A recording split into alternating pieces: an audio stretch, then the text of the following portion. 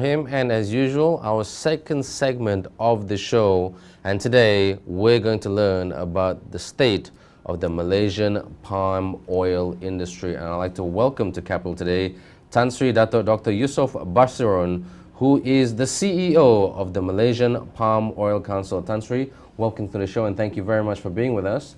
Now, first question, Tan Sri, tell us about the current state of the Malaysian palm oil industry. Palm oil industry is booming in the sense that palm oil is a very popular edible oil consumed all over the world, and producers are trying their best to produce this oil to meet consumers' expectations, both in terms of quantity, quality, environmental attributes, and therefore we are entering in a very exciting time. Also with this industry projecting to have a recovery in the prices of palm oil, and all this means that people are looking forward to how the palm oil industry can contribute more to their income, to their prosperity, and to fulfilling the needs of the world. That's right. For edible oil and food security. Now, the Malaysian palm oil business in Malaysia is doing very well. It's seen as a good resource that many people look towards, and a resource that we, at many countries, are looking to we Malaysians as a benchmark and yardstick. In terms of success stories, key learnings, things that we're doing well, what are we doing well at the moment in this industry? Well, we have been able to produce this oil efficiently, sustainably, and profitably, which is most important. And the technology that has been developed has been through many years of painstaking research that we have conducted. And therefore, that adds to the success of this industry, because we are doing things in the right way. With the supporting technology to back up our efforts, and on top of that, we have a very well organized industry. Right. We have research centers like the MPOB, MPOC doing the market promotion work.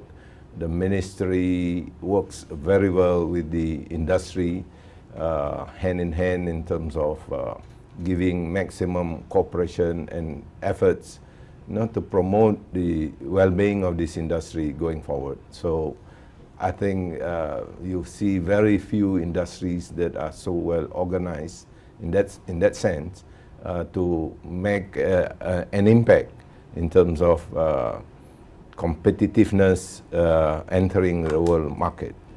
Now let's talk about that word promotion, Tan Sri, because you stressed that word promote and promotion in your latest answer. Now, many people think when they think about palm oil or palm oil in Malaysia, it is seen as a product to drive the economy, to drive business. But from the consumer angle, not many people think benefits for the health, benefit for the consumer. Can you tell us a little bit about benefits of health for the consumer from palm oil? Palm oil is a very functional oil, middle of the road oil for the mass consumption because it is produced in such huge quantities, dominating the world supply and therefore consumption. So people are worried sometimes because of bad publicity or insufficient information getting through. So they question how healthy is palm oil as a dietary oil. Mm-hmm. So the way to answer this was for the Malaysian palm oil industry to conduct nutritional research all over the world in the major consuming countries.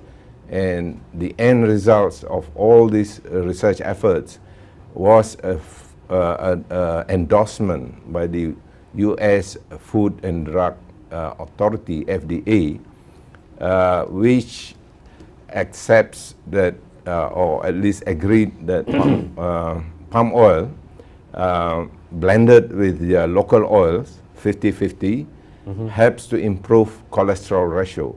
So yes. that which is a problem here in Asia, cholesterol, yes, with cholesterol our dietary habits was- and whatnot. yeah, it was originally associated with tropical oil could increase cholesterol, that could be bad. But with this research, once and for all, this problem is resolved. Now we are selling this oil, carrying the label patented blend to help improve your cholesterol ratio, meaning your good over your bad cholesterol will be improved as you consume the blend of palm and soybean or rapeseed oil in the US or elsewhere. Right. So this is a patented study endorsed by the US authority, and therefore who is there to refute that palm oil is, not as what it says. It helps to improve your cholesterol it seems ratio. to be bona fide, so it seems. So all the other so-called side issues or allegations would fall out of place already, because this is the definitive research that says that palm oil is nutritionally very good. Well, speaking of which, Malaysia and Indonesia are seen as the benchmark, the yardstick for palm oil in terms of business, and like you said, business efficiency, and God bless, in Malaysia, it is a very, well-run business. Got a bit of a sore throat here, I don't know why. I must be talking about all this talk about palm oil and business, but in terms of the Western countries, are they trying to copy what we're trying to do, or emulate what we're trying to do in terms of a business practice and business resource? In fact, they are trying to produce oils because the world is so much in need of oil. Very much so, yeah. But the oil they produce is so land intensive, meaning they need a lot of land area to produce a quantity of their oil, soft oil, soya or rapeseed. So they keep on opening up more and more land for cultivating soya. And even with all those efforts, they are not able to produce as much as they hope to produce. The world would have to depend on land efficient oil like palm, because palm will produce 10 times more oil per hectare per year compared to soya. And therefore, it is the palm that is really the dominant oil in the world market. And unfortunately, the Western countries cannot plant oil palm. No, they can't. No, they can't. This is a tropical crop. Yeah. And only selected countries, because of having good rainfall pattern and the weather patterns and whatnot. Throughout the year, that can plant oil palm. And but that happens to be Malaysia and Indonesia. But I'm sure some countries, some of the more, Western developed countries who have been around longer in terms of business, I'm sure they're looking at this resource to trying to, they may not have that resource in their country, but they can control it from their country, for example. I mean, is that a way? I mean, we've seen this in many other businesses. Is that a way forward for them? This is the best option for them, depending on other resources or oil sources would not be tenable, would not be sustainable. The only main one that is likely to be fulfilling their needs for more and more oil to feed the 10 billion people coming into the world in the next 20 years is to actually depend on palm oil, because this is the most land efficient oil that can produce and deliver the quantity required. And so if you look at big populous countries like China, India, Russia, Pakistan, Egypt, they all buy a lot of palm oil in terms of even percentage-wise, palm oil is dominant. And if you look at the developed countries, Japan, EU, US, they also buy a lot of palm oil. In fact, this is their largest import item for oils and fats. Right. So what is there to show? It is just that palm oil is the most practical, desired oil to do business with and people therefore focus more and more on how to get this oil delivered to them as efficiently as possible, competitive, environmentally friendly, and all that would be put in as a way to ensure sustainability, ensure efficient processing and production, so that the world will be looking for competitive source, and we are there to produce a competitive oil that can meet the world standards and demand. Now, speaking about competition and in terms of international markets and whatnot, Tan Sri, on the domestic front, how reliant are we Malaysians, on the palm oil industry for monetization and revenue streams? Now, certain industries do really help the government in terms of funds and revenue, oil and gas industry, for example, but roughly speaking, just ballpark figure percentage, agak-agak as we say in Malaysia, roughly how many % are we reliant on the palm oil industry for our economy? We are a big, great exporting country. We export a lot of products and commodities. Palm oil contributes 10% of 10% export revenue for the country. Revenue, okay. So if we have 10 other industries like us, we make up 100%, right? So that's how important palm oil is. Simple numbers there, yes. Yeah, that's how important we are as a palm oil industry. And that would contribute to multiplier effects, as they say, that this 10% worth of export revenue would be providing a lot of jobs and salaries to people in the supply chain, in the processing of this oil coming up before being exported, and all the businesses around, making it happen. In other words, the production processes. All this will add to the economic, dynamic and impact of the country. That's fantastic. So we are very much reliant on palm oil as a major segment of our economy. Yeah. That's right. Well, long may it continue, because we've had some great stories come out of the palm oil industry. Now, with every success story, with every great story or stories that come out of the industry, or any industry for that matter, there are definitely that C word, as I like to say, challenges. Now, can you tell us about some of the challenges that the Malaysian palm oil industry is facing, not just on the internal front, but on the external front as well? Well, we have many challenges. We continue to grow in terms of production, and we have to meet the challenge of how to market this oil, find a home for every ton of palm oil that we produce. That means a lot of market development work, promoting the oil so that consumers will continue to accept this oil or demand this oil as a preferred source rather than other competing oils. So these challenges can be in different form. We need to, handle allegations put up by competing oils, especially those that cannot compete. They would probably employ NGOs to spread negative campaigns against palm oil. Or lobby a certain regulations, things like that.